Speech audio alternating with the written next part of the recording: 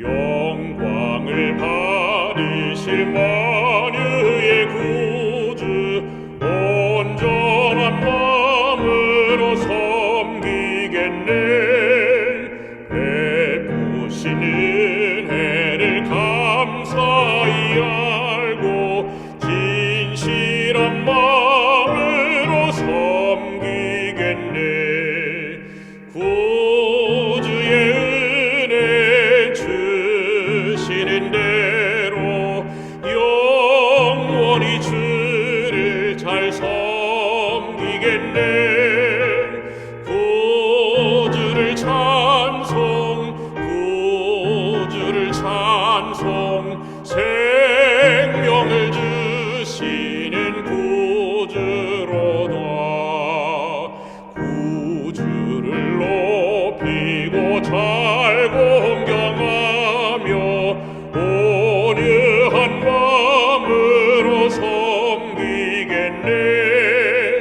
주 예수 안에서 즐거워하며 증성을 다하여 섬기겠네. 구주의 은혜 주시는 대로 영원히 주를 잘 섬기겠네. 구주를 찬송, 구주를 찬송, 생명을 주시는 구주로다. 예수를 믿고서 늘 사랑하며 즐거운 마음으로 섬기겠네. 온 마음을 드리고 자복한 후에 구주만 영원히 섬기겠네. 구주의 은혜 주시는 대로 영원히 주를 잘 섬기겠네. 구주를 찬송, 구주를 찬송, 생명을 주시는 구주로다.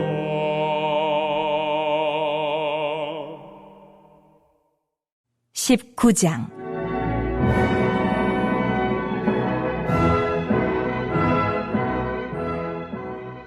사울이 그의 아들 요나단과 그의 모든 신하에게 다윗을 죽이라.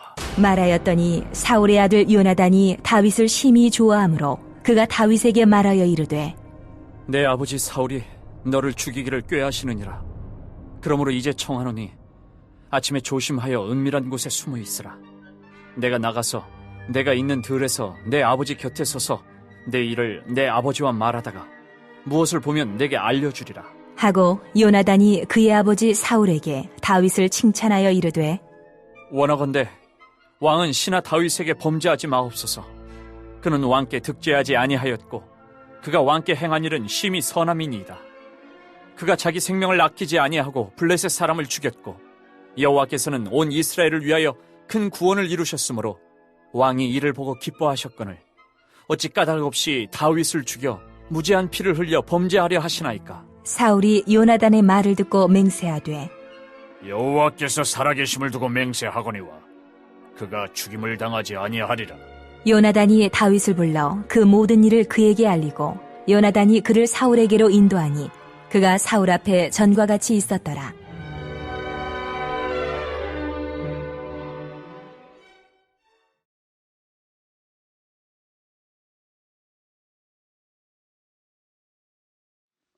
사랑하는 탁구마 교회 성도 여러분, 그리고 세계 여러 나라에서 유튜브와 팟빵을 통하여 이 말씀을 청취하는 애청자 여러분, 안녕하십니까?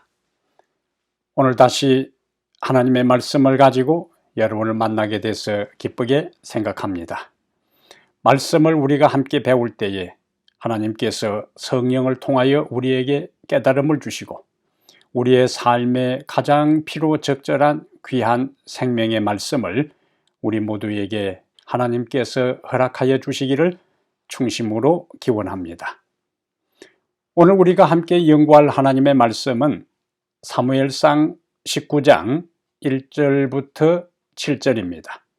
사무엘상 19장 1절부터 7절을 본문으로 해서 악에 대항하여 하나님 편에 서기로 선택하라. 악에 대항하여 하나님 편에 서기로 선택하라. 이런 제목으로 하나님 말씀을 함께 살펴보겠습니다. 자극과 반응 사이에는 공간이 있다. 그 공간 안에는 우리가 선택할 수 있는 힘이 있다. 그리고 그 선택이 우리의 성장과 행복에 직접 관련이 되어 있다. 이 말은 유대인 정신과 의사였던 빅토 프랭클이라는 사람이 한 말입니다. 그는 나치 독일의 유대인 수용소에서 상상조차 할 수 없는 육체적, 정신적 고통을 겪었어요. 어느 날 그는 작은 감방에 홀로 발가벗겨진 채로 있을 때 아주 중요한 것을 깨닫게 됩니다. 나치들은 그의 주변 환경 전체를 통제하고 마음대로 그의 육체를 유린하고 취급할 수 있지만 그 모든 일로부터 영향을 받고 안 받고의 여부는 그가 어떻게 반응하고 선택하는가에 좌우된다는 것을 그가 깨닫게 된 것입니다. 우리는 매일 매순간 다양한 상황과 환경에서 끊임없이 반응하고 선택하며 살아갑니다. 그리고 그 선택과 반응이 결국 우리의 운명을 결정한다고 해도 과언이 아닙니다. 사울은 18장에 이어 19장에서도 다윗을 죽이려고 4번이나 시도합니다. 19장 1절과 10절과 11절과 15절에 4번에 걸쳐 반복적으로 다윗을 죽이려고 시도해요.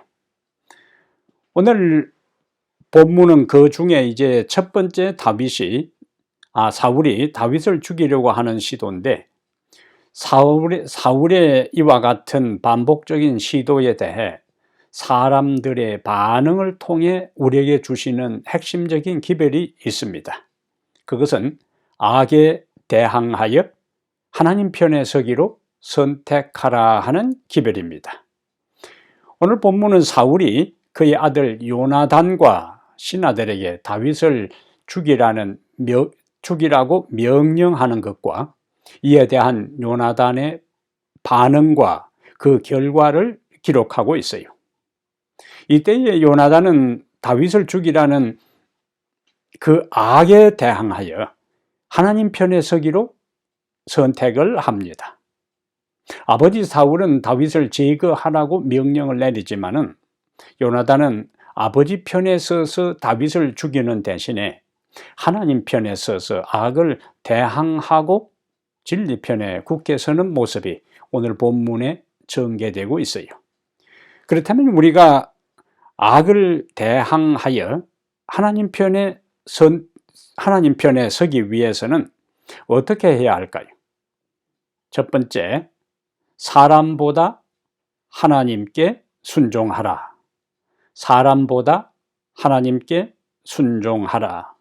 이것이 악을 대항하고 하나님 편에 서는 첫 번째 비결이 됩니다. 1절에 사울이 그의 아들 요나단과 그의 모든 신하에게 다윗을 죽이라 말하였더니 사울의 아들 요나단이 다윗을 심히 좋아하므로, 이렇게 1절에서 말씀을 하고 있어요. 지금까지 사울은 모든 사건의 배후에서 숨어서 상황을 조종하면서 블레셋을 통해 다윗을 제거하려고 여러 번 시도를 했어요. 근데 우리가 앞에서 본 것처럼 그런 시도는 번번이 실패하고 한 번도 성공을 하지 못했습니다. 오히려 다윗의 탁월함과 충성심이 백성들에게 알려지고 그의 용맹스러움이 주변 국가에 널리 알려지는 결과를 초래하게 돼요. 그러자 이제 사울은 다윗을 죽이려는 자신의 의도를 숨기지 않고 전면에 나섭니다. 오늘 본문부터 이제 사울이 다윗을 죽이기 위해서 전면에 나서요. 자기의 의도를 숨기지 않고 전면에 나선다는 거예요. 그리고 첫 번째로 자기 아들인 요나단과 신하들에게 다윗을 죽이라고 직접 명령을 내립니다. 자, 사울의 신부는 위치는 지금 이스라엘의 왕이요. 그 왕이 자기 아들에게 그리고 그 왕이 자기 신하들에게 다윗을 제거하라고 명령을 내린 거예요. 신하는 아들은 아버지에게 복종해야 되고 신하는 왕에게 복종해야 하는 것입니다. 이제 무죄한 다윗을 죽이라는 왕의 악한 명령에 대해 요나단은 이제 반응해야 되는 거예요.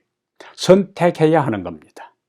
죄 없는 다윗을 죽이든지 아니면 악에 저항하여 죽이지 않든지 뭘 해야 된다고? 선택해야 하는 겁니다. 요나단은 악에 저항하여 하나님 편에 굳게 섭니다. 우리도 주변 사람들이나 국가의 법으로 하나님의 말씀과 어긋나는 것을 행하도록 압력을 받을 수가 있어요. 이때에 우리는 어떻게 하기로 선택해야 하는가? 우리는 다니엘 3장에서 다니엘의 세 친구들이 왕이 세운 금신상에 절하라는 왕의 명령을 받았을 때에 그들은 주저하지 않고 절하지 않습니다. 그들은 따져보면은 느부갓네살 왕의 은혜를 많이 입은 청년들이 바벨론 국립대학의 포로로 신분으로 잡혀온 그들이 바벨론 국립대학의 전액 장학금을 받고 공부를 했고 왕의 배려로 지방관리로 특채되어 근무 중이었습니다. 인간적으로는 왕의 명령을 거부할 수 없는 상황이 또 인간적으로는 왕의 명령을 거부하면 왕의 체면을 생각해서라도 왕의 명령을 거부하면 안 되었습니다. 그러나 그들은 악에 저항하여 하나님의 말씀과 조화되지 않는 하나님의 말씀과 어긋나는 우상에게 절하라는 그 명령을 그대로 거절하고 모든 사람들이 절하는 그 순간에도 3명의 히브리 청년들은 그 두라 벌판에서 우뚝 서 있었습니다. 마침내 그들이 왕 앞에 소환되어서 왕의 협박을 받을 때에 그들은 다음과 같이 자신들의 신앙을 확실하게 고백을 합니다.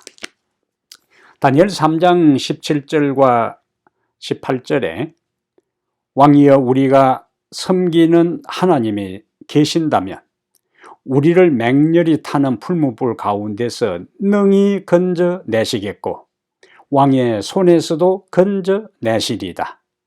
그렇게 하지 아니하실지라도 여기 중요한 표현입니다. 그렇게 하지 아니하실지라도 왕이여 우리가 왕의 신들을 섬기지도 아니하고 왕이 세우신 금신상에게 절하지도 아니할 줄을 아옵소서. 얼마나 분명한 태도입니까? 얼마나 명확한 자신들의 신앙의 고백입니까?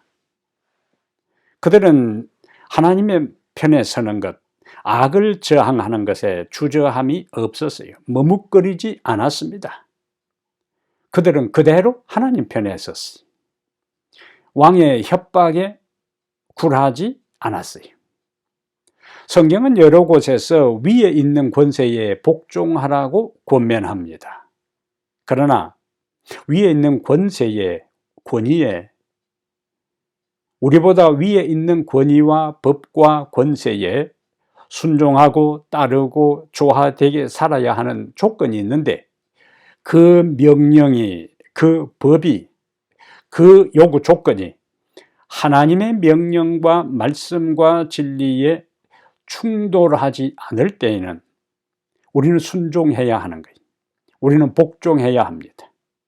그러나 그 요구하는 것들이, 그 명령이 하나님의 말씀과 충돌을 일으킬 때는 하나님의 명령을 우선적으로 순종해야 된다는 것이 성경의 가르침이에요. 바로 이 원칙이 사도행전의 초기 교회에 분명히 나타나 있습니다. 사도행전 제자들이 예수님을 이제 오순절에 성령을 받고 난 다음에 강력한 능력으로 예수님을 증거했을 때에 그들이 체포돼요. 유대인들이 죽인 그 예수가 부활했다고 이야기하고, 유다인들이 십자가에 처형한 그 예수가 하나님의 아들이라고 이야기하고, 인류의 구원자라고 이야기하고, 그 예수는 십자가에 죽었지만 다시 3일 만에 부활했다고 주장할 때 유대 지도자들에게는 그것이 굉장한 골칫거리였습니다. 그래서 그들을 체포합니다. 그리고 그들을 불러 경고해요. 사도행전 4장 18절과 19절에 사도행전 4장 18절과 19절에 그들을 불러 경고하여 명령을 내립니다. 도무지 예수의 이름으로 말하지도 말고 가르치지도 말라. 예수의 이름으로 말하지도 말고 가르치지도 말라라고 그들에게 명령을 내린 거예요. 그러면 당대 최고 권력기관의 지도자들이 예수의 이름으로 말하지도 말고 가르치지도 말라고 명령했으니까 그들은 따라야 했어요. 그러나 우리가 앞에서 본 것처럼 세상 권력과 종교 권력의 명령과 법을 따를 수 있는 유일한 조건은 그것이 하나님의 법과 일치되고 충돌하지 않을 때 우리는 따라야 되지, 그렇지 않을 경우에는 따라서는 안 되는 겁니다. 그래서 베드로 요한이 그 지도자들의 이야기를 듣고 대답합니다. 이르되 하나님 앞에서 너희의 말을 듣는 것이 하나님의 말씀을 듣는 것보다 옳은가 판단하여 보라. 그러면서 5장 29절에 베드로와 사도들이 대답하여 이르되 사람보다 하나님께 순종하는 것이 마땅하니라. 그 사람의 말이 하나님의 말씀과 조화될 때는 사람에게도 충실하고 순종하고 하나님께도 순종해야 되지만은 하나님의 말씀과 맞지 않을 때는 사람보다 하나님께 순종하는 것이 마땅하니라고 말씀하고 있습니다. 그래서 요나단은 비록 아버지였고 비록 왕의 명령이라도 그 명령이 무죄한 자를 죽이라는 악한 것에 속했기 때문에 요나단은 그 아버지와 왕의 명령을 따르지 않은 겁니다. 각 시대의 진실한 그리스도인들이 이 성경의 분명한 원칙에 따라 행동했어요. 앞으로 우리는 계시록 13장의 예언대로 안식일을 준수하지 말고 일요일을 준수하라는 법령이, 일요일을 준수를 강요하는 법령이 바로 될 것을 우리는 예언적으로 알고 있습니다. 그러한 법령이 통과된 다음에도 그 법령대로 안식일을 토요일로 지키는 대신에 일요일을 주일로 성일로 지키지 않으면 매매권을 박탈당하고 생존의 위협을 받는 상황이 일어나게 될 것입니다. 그때에도 여전히 우리는 우리의 생사의 모든 것은 하나님께 맡기고 사람보다 하나님께 순종하는 길을 선택해야 할 것입니다. 세상의 법보다 하나님의 말씀을 따르기로 결정하고 선택하고 반응해야 할 것입니다. 그러기 위해서는 지금 일상의 삶에서 매일 악을 저항하고 매일 하나님 편에 서는 것을 연습해야 합니다. 그래야 일상의 삶의 연장선에서 주님 편에 주저함 없이 서게 될 수 있습니다. 그런 사람이 되기를 오늘 결심하게 되기를 간절히 바랍니다. 두 번째, 악에 대항하여 하나님 편에 서기로 선택하려면 어떻게 해야 되는가? 하나님의 뜻에 협력하라. 하나님의 뜻에 협력하라. 2절과 3절의 말씀이 사무엘상 19장 2절과 3절에 그가 다윗에게 말하여 이르되, 요나단이 이제 다윗을 만납니다. 다윗에게 말하여 이르되, 내 아버지 사울이 너를 죽이기를 꾀하느니라. 그러므로 이제 청하노니 아침에 조심하여 은밀한 곳에 숨어 있으라. 내가 나가서 네가 있는 들에서 내 아버지 곁에 서서 네 일을 내 아버지와 말하다가 무엇을 보면 네게 알려주리라. 여기 2절과 3절의 이야기는 악에 대항하여 하나님 편에 서기로 결심하는 과정의 두 번째 원리는 하나님의 뜻에 협력하라는 말씀이에요. 요나단은 다윗을 죽이기를 거부합니다. 다윗을 죽이기를 거부한 것으로 자기가 해야 할 역할을 다 했다고 생각하지 않고 그 다음 단계로 나가는데 다윗을 만나 그에게 닥칠 위험을 경고합니다. 그리고 피하여 숨어 있으라고 이야기를 해요. 사실 요나단은 사울 왕을 이어 왕위를 계승할 황태자의 신분이요. 그는 하나님께서 이미 다윗을 기름 부어 이스라엘의 왕으로 세운 것을 알고 있었어요. 그것을 그는 받아들였어요. 그것이 하나님의 뜻이라는 것을 알고 그것에 순응합니다. 그리고는 다윗과 언약을 맺은 다음 자신의 겉옷과 그리고 군복과 칼과 활과 띠를 벗어서 다윗에게 다 넘겨주어요. 이러한 모습들은 백의종군하는 모습들입니다. 자기의 신분을 다 내려놓고 다윗의 신분을 인정하는 겁니다. 그것은 하나님께서 다윗에게 기름을 부으시고 이스라엘 왕으로 세우려고 하나님의 계획, 하나님의 뜻이 정해진 것에 대해 전적으로 굴복하는 거예요. 전적으로 받아들이는 겁니다. 일반 사람들은 그것을 받아들이는 것은 그렇게 어렵지 않아요. 왕이 될 후보가 아닌 사람들은 다윗이 왕으로 기름 부음을 받았다고 그냥 받아들이면 되지만은 바로 요나단은 다윗이 등장하지 아니했더라면은 왕권을 거머쥘 수 있는 영순위의 사람이었기 때문에 그것을 받아들이는 것은 쉽지 않은 결단이었고 쉽지 않은 선택이었습니다. 요나단은 이렇게 하나님의 뜻을 받아들입니다.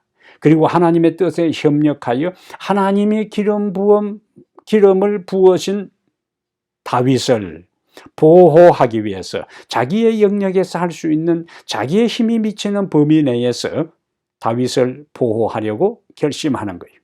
그것이 바로 하나님의 뜻에 협력하는 요나단의 자세였고 태도였고 모습이었습니다. 반면 사울은 하나님의 뜻에 협력하지 않기로 결심합니다. 하나님의 뜻에 저항하기로 선택합니다. 자신이 버림을 받고 다윗이 자신을 이어 이스라엘 왕으로 기름 부음을 받았다는 것을 사울도 잘 알고 있었어요.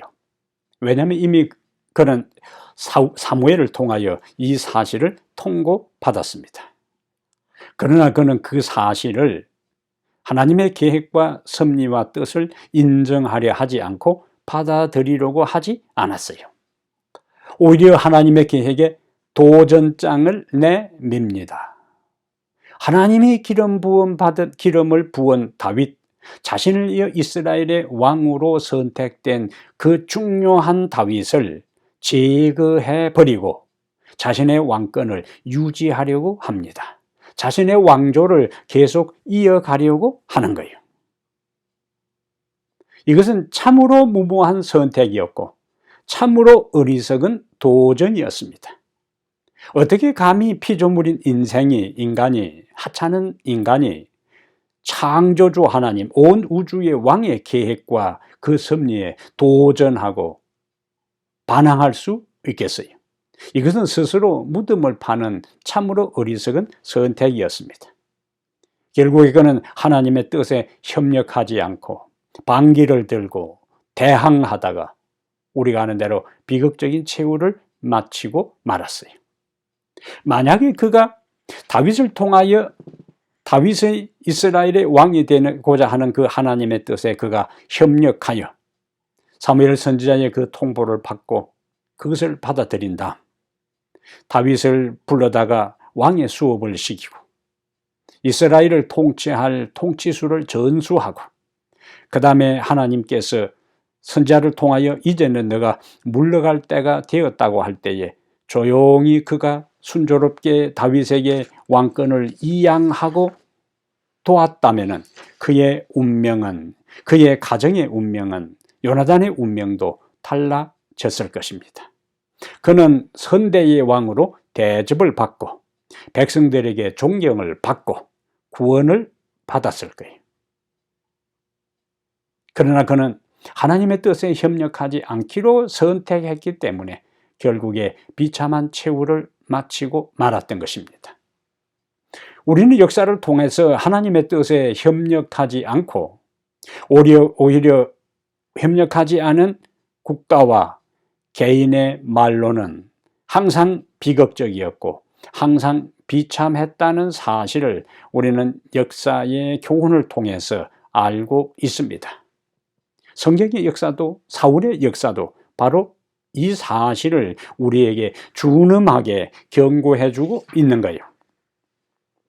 반대로 하나님의 뜻에 협력한 사람은 협력한 그 이상으로 엄청난 보상을 당대에도 받고 그리고 후대에도 보상을 받는 것을 우리는 또한 성경에서 읽을 수가 있어요.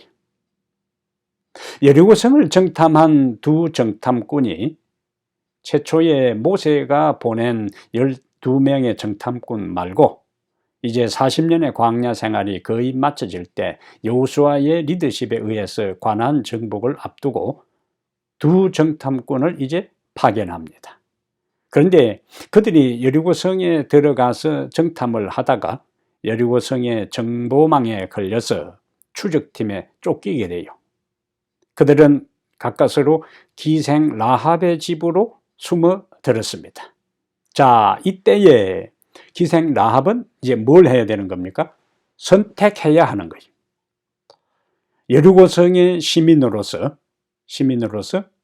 자기 나라를 정탐하러 온 이방의 이 두 사람을 밀고 신고해서 포상을 받든지 아니면은 두 사람을 숨겨 주어서 다시 그들이 이스라엘 진영으로 안전하게 돌아가게 하든지 라합은 선택해야 했어요. 만약에 그가 우선 눈앞에서는 이 두 사람을 숨겨준다 하는 것은 굉장한 위험 부담을 안고 있었습니다. 만약에 그 사실이 나중에 들통나고 탄로가 나면은 그는 처형되어 국가에 대한 반역죄로 처형되어 최후를 마쳐야 할 위험이 있었습니다. 그러나 숨겨주지 않고 그대로 신고를 했더라면 국가로부터 포상을 받을 수 있어요. 이 두 사이에 라합은 선택해야 했습니다. 라합은 이미 그가 두 정탐꾼들에게 고백한 것처럼 이스라엘 백성이 한 단계 한 단계의 광야를 통과하여 여리고성 앞에까지 왔다는 사실 앞에 여리고성이 완전히 비상이 걸리고 그들의 무릎이 떨리고 그들의 마음이 물처럼 녹아내렸다는 것을 이야기하면서 살아계신 하나님에 대한 신앙을 고백했어요. 라합은 두 명의 정탐꾼을 신고하는 대신에 하나님 편에 서서 하나님의 뜻과 협력하기로 이미 가나안 땅을 하나님께서 정복해서 하나님의 백성들인 이스라엘 백성들에게 넘겨주기로 한 하나님의 뜻에 그는 협력하기로 선택을 합니다.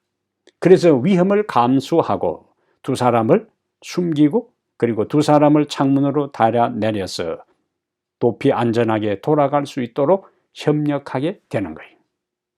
그럼 협력한 사람에 대해 하나님께서 어떤 축복으로 보상해 주시는가?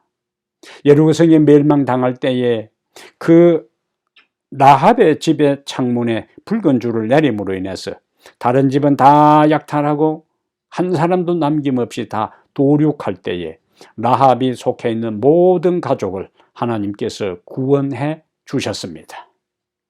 근데 그것으로 끝나지 않았어요. 하나님의 뜻에 협력한 사람에 대해서 하나님은 우리가 상상할 수도 없는, 우리가 기대하지도 않는 더 큰 축복으로 우리를 인도하는 것을 볼 수가 있어요. 그 후에 라합은 살몬과 결혼하여 우리가 룻기서에 등장하는 로아스, 룻의 남편 보아스를 낳습니다. 라합의 아들이, 여리고성의 기생 라합의 아들이 바로 보아스입니다.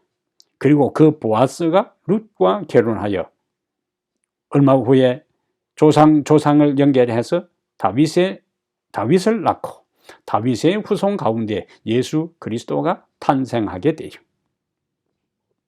하나님의 뜻에 협력한 천한 기생, 이방인 여자 기생 라합의 운명이 이렇게 완전히 바뀔 수 있었던 것은 그는 하나님의 뜻에 협력하기로 선택했기 때문입니다.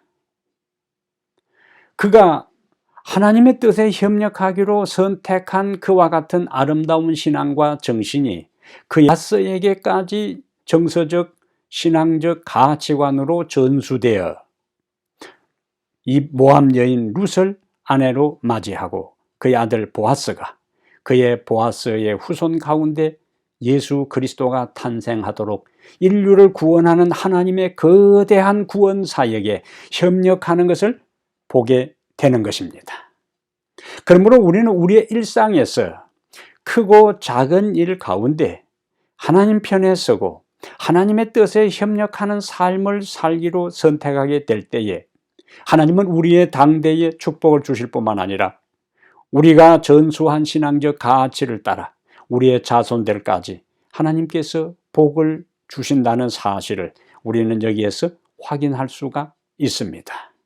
그러므로 하나님의 뜻에 협력한 사람들에게 주시는 하나님의 풍성한 축복을 생각하면서 하나님의 뜻과 협력하는 삶을 살아 그분의 축복을, 성경에 기록된 축복이, 성경에 등장하는 사람들이 경험한 바로 그 축복이 오늘 우리의 삶에도 우리의 후손들에게도 경험되는 역사의 한복판의 주인공들이 되기를 간절히 바랍니다.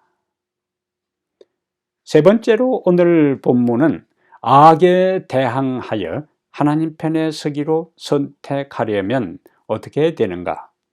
죄의 길로 가는 사람을 돌아서게 하라. 죄의 길로 가는 사람을 돌아서게 하라. 여기 19장 4절부터 7절에 나오는 말씀의 요약입니다. 자, 요나단이 다윗을 만난 다음에 이제 다시 아버지를 급히 만납니다. 19장 4절에 요나단이 그의 아버지 사울에게 다윗을 칭찬하여 이르되 원하건대 왕은 신하 다윗에게 범죄하지 마옵소서. 그는 왕께 덕죄하지 아니하였고 그가 왕께 행한 일은 심히 선함이니이다. 그가 자기 생명을 아끼지 아니하고 블레셋 사람을 죽였고 여호와께서는 온 이스라엘을 위하여 큰 구원을 이루셨으므로 왕이 이를 보고 기뻐하셨거늘 어찌 까닭 없이 다윗을 죽여 무죄한 피를 흘려 범죄하려 하시나이까. 사울은 지금 계속 범죄의 길로 가는 겁니다. 하나님의 뜻에 협력하지 않습니다. 하나님의 계획에 도전장을 내고 대항하고 있어요. 그리고는 하나님이 기름 부은 고귀한 종, 하나님의 뜻의 경륜을 이룰 다윗을 죽이려고 하는 겁니다. 이때에 요나단은 다윗을 죽이라는 아버지의 명령을 거부하는 것으로 끝나지 않고 그리고 다윗에게 도망하여 숨으라는 경고의 기별을 전하는 것으로 만족하지 않고 아버지를 직접 만납니다. 그리고 아버지에게 직언하는 것을 주저하지 않았어요. 자칫 잘못하면은 왕의 분노를 초래할 수 있습니다. 지금 사울은 독이 오를 대로 오르고 살기 등등한 상태에 있기 때문에 눈에 보이는 것이 없습니다. 악령이 강하게 역사할 때는 닥치는 대로 사람을 죽이려고 하는 미치광이 상태에 있어요. 정상적이고 이성적이고 분별력이 있는 상태가 아닙니다. 다윗 이름만 나와도 이를 갈고 사리를 나타내는 그 아버지에게 다윗을 칭찬한다는 것은 자기 목숨도 내놓고 해야 할 굉장한 위험을 안고 그는 아버지에게 직언을 서슴지 않아요. 그는 부자 관계라는 인간적인 측면에 치우치지 않았습니다. 그는 악을 저항하고 의로운 편, 하나님 편에 섰어요. 요나단 왕에게 어쩌면 맹숭맹숭한 태도로 아버지가 들어주면 좋고 들어주지 않아도 그만이다 하는 이러한 상태로 호소하지 않았을 것입니다. 그는 자기의 친구를 생각하고 아버지가 계속 죄의 길로 가는 것을 생각하고 너무나 마음이 아픈 나머지 아버지 곁에서 눈물로 아버지의 마음을 돌이키기 위해서 호소했을 거예요. 아버지가 지금 추구하는 길로 간다면 영적 감각과 분별력을 가지고 판단한다면 틀림없이 아버지가 하나님의 진노를 받아 비극적인 최후를 맞을 것을 그는 직감적으로 알고 있었어요. 그래서 그는 눈물로 아버지를 설득한 겁니다. 직언을 서슴지 않은 거예요. 그 호소가 주효해서 사울은 그것을 수긍하게 돼요. 사울은 그것을 수긍하는 장면이 6절에 사울이 요나단의 말을 듣고 맹세하되 여호와께서 살아계심을 두고 맹세하거니와 그가 죽임을 당하지 아니하리라. 요나단이 다윗을 불러 그 모든 일을 그에게 알리고 요나단이 그를 사울에게로 인도하니 그가 사울 앞에 전과 같이 있었더라. 요나단의 모습이 얼마나 아름답게 묘사되는지 모르겠어요. 그 도피하고 죽음의 위협 가운데 있는 친구를 격려하고 살 수 있도록 자기의 영역에 살 수 있는 최선의 노력을 다해 보호하고 그리고 집요하게 그 친구를 죽이려고 하는 아버지의 죄된 길을 돌이키기 위해서 눈물로 호소하고 그 다음에 아버지가 그 아들의 호소를 받아들이고 수긍했을 때 요나단이 얼마나 기뻐했을까요? 그리고는 아버지가 그것을 이해하는 것을 안 다음에 그리고 다윗을 달려가서 만나서 자기가 아버지에게 호소했고 아버지가 그 사실을 받아들였고 너는 다시 왕궁에서 나와 함께 생활할 수 있다고 말할 때에 얼마나 기뻐했을까요? 다윗도 기쁨의 눈물을 흘렸을 것입니다. 친구에 대해서 너무나 감사하고 고마운 마음을 표시했을 거예요. 아름다운 우정의 모습입니다. 그리고 자식된 도리를 다하는 요나단의 모습이요. 우리는 우리의 가족과 친구와 우리와 가까이 있는 성도가 죄의 길로 갈 때에는 눈물로 호소하고 설득해야 합니다.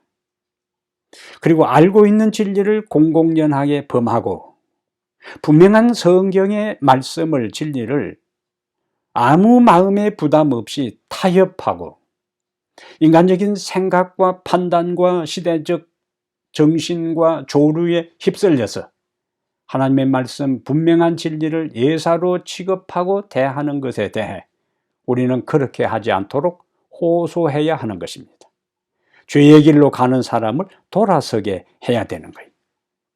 아무리 호소하고 아무리 간구하고 설득해도 받아들이지 않으면 자신만이라도 그 죄에 동참하면 안 되는 것입니다. 가족 중에 누군가 죄의 길로 갈 때에 일반적으로 설득하여 돌이키게 하는 것보다 많은 경우에 부모, 형제, 친척 이러한 관계에 있어서는 죄의 길로 갈 때에 돌이켜서 돌아서게 해서 바른 길을 가게 하는 것보다 오히려 동조하고 동참해서 같이 파밀로 가는 경우들이 많이 있어요. 교회 안에서 어떤 문제가 생겼을 때에 그것은 가족 관계를 떠나서 옳으냐 그러냐 옳고 그름의 문제로 그것이 진리냐 옳으냐에 대한 문제로 그것이 하나님의 뜻인가 아닌가에 대한 문제로 접근하는 대신에 우리 부모님이고 우리 자식이고 우리 형제고 우리 친척이라는 인간적 관계에서 팽가름이 되어서 치열한 싸움을 벌이는 참으로 안타까운 일들이 있을 수가 있습니다. 우리는 우리의 가족이, 부부가, 형제가, 부모가 잘못된 길을 갈 때에는 다른 사람과의 관계에서 무조건 부모 편이나 형제 편이나 자식 편에 설 것이 아니라 하나님의 말씀을 기준을 가지고 올바른 분별력을 가지고 그들이 바른 편에 서도록 설득하고 호소하고 기도해야 하는 것이 성숙한 그리스도인의 모습이 되는 겁니다. 그렇지 않으면 같이 망하고 말아요. 우선은 형제가 내 편이 되어주고 부모가 내 편이 되어주고 친척이 내 편이 되어주고 자식이 내 편이 되어줄 때에 기뻐할 수 있지만은 그것이 정로가 아니고 그것이 진리의 길이 아니고 그것이 옳은 길이 아니라면은 그 길의 결국은 망하는 겁니다. 우린 사도행전 5장에서요. 아나니아와 삽비라가 땅을 팔아서 하나님께 다 바치기로 제자들하고 사도들하고 다 서약을 했는데 막상 땅을 다 팔고 난 다음에 보니까 그 돈을 다 바치는 것이 너무 아까운 생각이 들어서 아마 한 사람이 제안을 했을 거예요. 우리가 이 땅을 얼마 받았는지 잘 모를 테니까 일부를 남겨두고 쓰고 그리고 다른 사람에게는 또 땅을 팔아서 다 바친 것으로 해서 생색도 내고 인정도 받자. 누군가 한 사람이 그런 생각을 가지고 제안을 했다면 다른 사람, 다른 부부, 다른 배우자는 그것이 아내든지 삽비라든지 아나니아든지 간에 그러면 안 된다고 말을 했어야 했어요.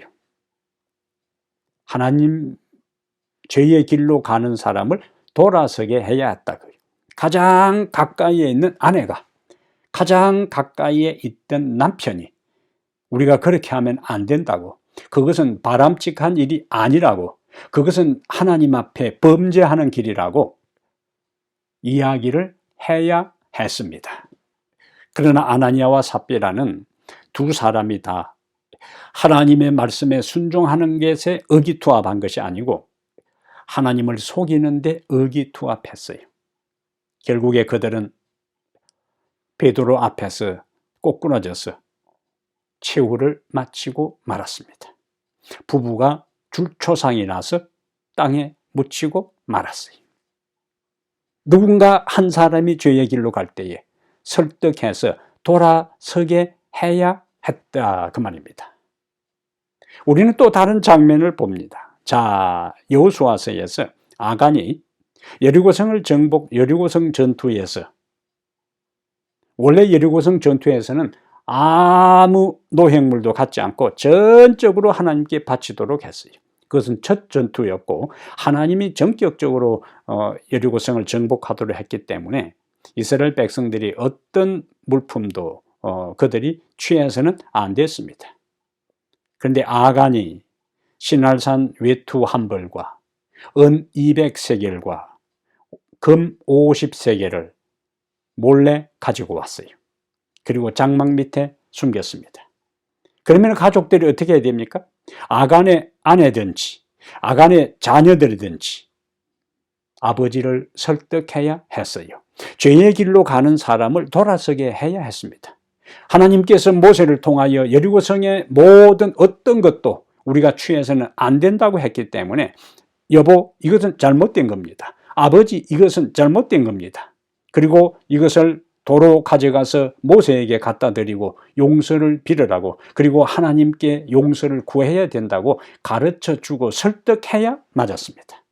그러나 그들은 눈앞에 있는 신할산 외투와 은과 금덩어리에 현혹되어서 자기 아버지가 자기 남편이 가져온 것에 똑같이 탐욕의 정신에 함몰되어서 아무도 신고하지 않았고 아무도 설득하지 않았고 그것을 장막 밑에 감추어 두고 있었습니다.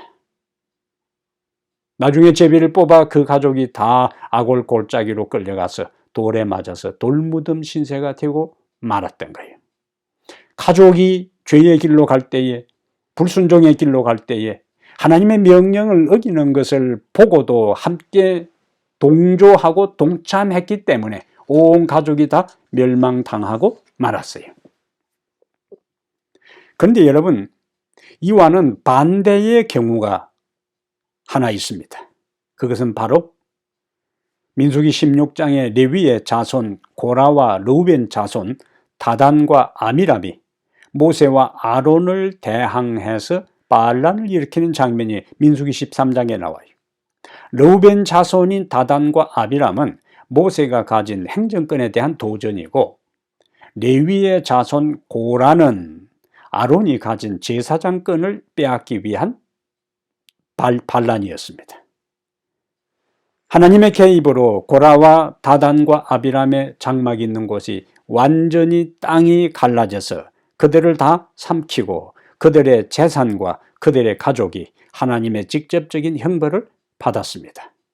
그런데 여기에 아주 중요한, 하나님의 세운 지도자에 대해서 도전했고, 그 다음에 그 가족과 재산들이, 그 텐트 장막이 완전히 다 땅이 갈라져서 도로 합쳐짐으로 멸망당했는데, 민수기 26장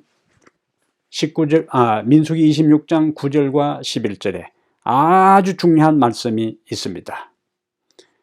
민수기 26장 9절, 엘리압의 아들은 느무엘과 다단과 아미람이라. 이 다단과 아미람은 회중 가운데서 부름을 받은 자들이니 이 지도자들이었어요. 고라의 무리에 들어가서 반역에 가담했다는 거예요. 모세와 아론을 거슬러 여호와께 반역할 때에, 결과로 10절에 땅이 그 입을 벌려서 그 무리와 고라를 삼키매 그들이 죽었고 당시의 불이 250명을 삼켜 징표가 되게 하였으나, 11절의 말씀이 중요합니다. 민수기 26장 11절, 고라의 아들들은 죽지 아니하였더라. 여러분, 고라의 아들들은 죽지 아니하였더라. 이 말씀이 아주 중요하다는 거예요. 아간의 가족들은 몰살당했어요. 그것은 어느 누구도 하나님의 범죄의 길에서 죄의 길로 가는 것을 돌이키지 않고 모두가 동조하고 동참했다는 거예요. 그런데 이 고라와 다단과 아비람의 모든 가족들이 텐트채 통째로 땅속에 함몰되어 묻혀버렸어요. 그때에 성경은 고라의 아들들은 죽지 아니했다고 한 것은 뭘 의미할까요? 고라는 그 아버지의 반역에 가담하지 않았다는 거예요. 악의 편에 서지 않았다는 거예요. 악을 저항하고 하나님 편에 섰던 것입니다. 이 고라의 자녀들은 아버지 고라가 반역을 꿈꾸는 가족에서, 장막에서 250명의 지도자들이 모여서 음모를 꾸미는 것을 다 들었을 거예요. 그리고 그는 아버지에게, 그리고 다른 그 반란을 꿈꾸는 사람들에게 이야기했을 겁니다. 우리가 이렇게 해서는 안 된다고. 그러나 그들은 돌이키지 않았어요. 돌이키지 않은 그들은 하나님의 징벌로 죽었어요. 그러나 그 반란에 가담하지 아니한 고라의 아들들은 살았다고 성경이 기록하고 있습니다. 놀라운 이야기. 그래서 우리는 시편을 보면은 고라 자손의 노래가 나오는데, 바로 고라 자손, 하나님 편에 서서 악의 길로 가는 사람을 돌이키려고 해도 돌이키지 않았지만은 그들 스스로는 하나님 편에 섰을 때에 하나님께서 그들을 멸망의 때에 살려주셨던 겁니다. 야고보 5장 19절 20절에 내 형제들아, 너희 중에 미혹되어 진리를 떠난 자를 누가 돌아서게 하면 너희가 알 것은 죄인을 미혹된 길에서 돌아서게 하는 자가 그의 영혼을 사망에서 구원할 것이며 허다한 죄를 덮을 것이니라고 했습니다. 사랑하는 여러분, 악에 대항하여 하나님 편에 서기로 결심하십시오. 사람보다 하나님께 순종하게 되기를 바랍니다. 하나님의 뜻에 협력하게 되기를 바랍니다. 죄의 길로 가는 사람을 돌아서게 하시기를 바랍니다. 그들이 돌이키지 아니하면 여러분 스스로라도 가족이 빗나가는 길 갈 때에 동조하고 동참하는 대신에 여러분 홀로라도 진리 편에 굳게 서기를 바랍니다. 그리하여 악에 대항하여 하나님 편에 서게 되는 놀라운 은혜가 우리 모두에게 있게 되기를 진심으로 축복합니다.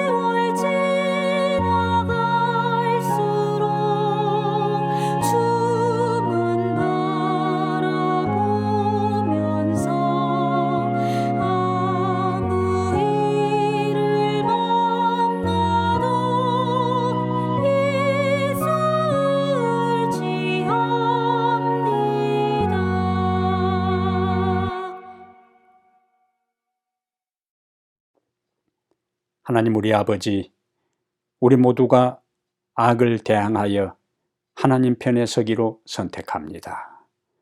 날마다 진리 편에 서고 하나님의 뜻에 협력하고 죄의 길로 가는 사람을 설득하고 돌이키며 내 자신이 항상 의의 편에 서는 거룩한 선택을 하는 사람 되게 하옵소서. 예수님 이름으로 기도합니다. 아멘.